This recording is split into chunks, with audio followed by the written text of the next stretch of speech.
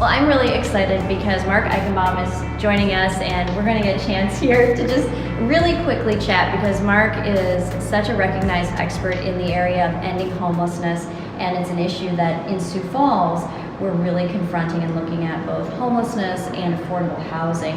So tell me what some of your takeaways are, as you've really led a lot of initiatives to essentially start to eradicate homelessness in communities in Texas.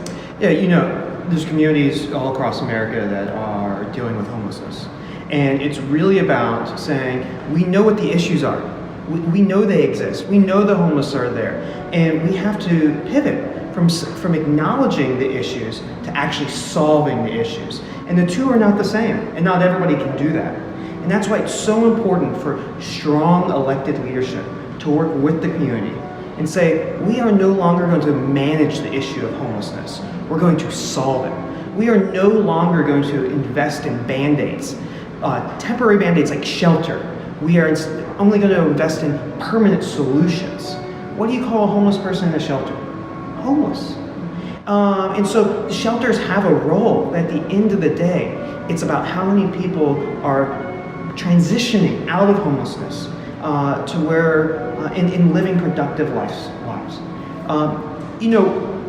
When we look at with limited resources, you really got to focus those limited resources on data-proven solutions, and that's where the focus has to be. In making that big switch, there used to be, for instance, a soup kitchen that would celebrate feeding 500 more people in a year.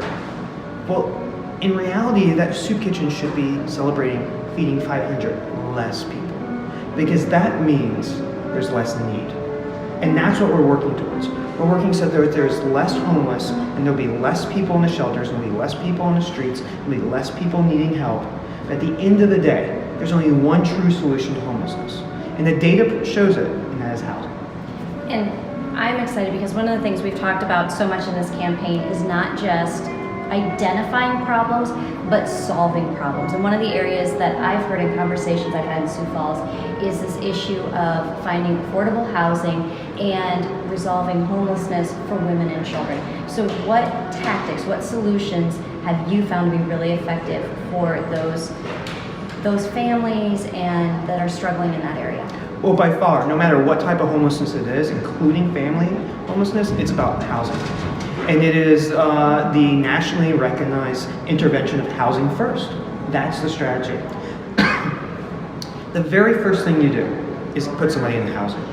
Requiring them to go to classes or to stop doing this or do X, Y, and Z, that's going to keep some people out on the streets. And as long as you're okay with those people being on the streets, then that's fine. But if you're not okay with them being on your streets or being in your shelters, then the very first thing you do is you provide housing without strings attached.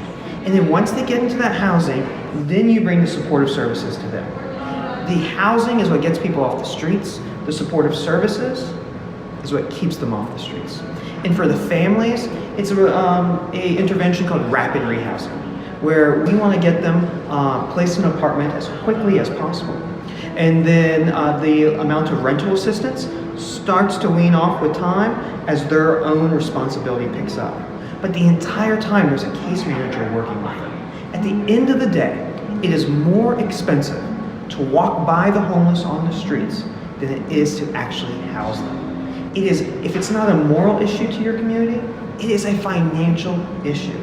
It is cheaper in the long run. It is financially responsible in the long run to house the homeless and to work on permanent solutions than to just keep on managing the problem, which at the end of the day just sustains the problem, kicks the can to the next year and to the next year.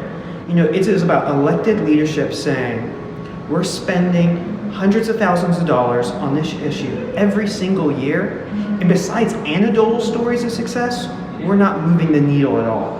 What can we do as a community and pull the community together and focus on permanent solutions to move that needle into reducing and ending homelessness? Thanks, Marc, for all of your help and your insights. And this is one of the things that as we talk about Let's Go Sioux Falls, and that we believe in tomorrow, and it is a city of opportunity. That city of opportunity means making sure that families do have a place to call home, and that we aren't just identifying problems, but we're coming to them with solutions. And in the city of Houston, in just 5 years, we reduced homelessness by over 60%, housing over 11,000 people. If Houston can do it, I know Sioux Falls can do it, and I appreciate your focus, dedication on finding real solutions, and not just finding them, but actually engaging and making it reality. And that's really important, and I appreciate all of your leadership on this issue.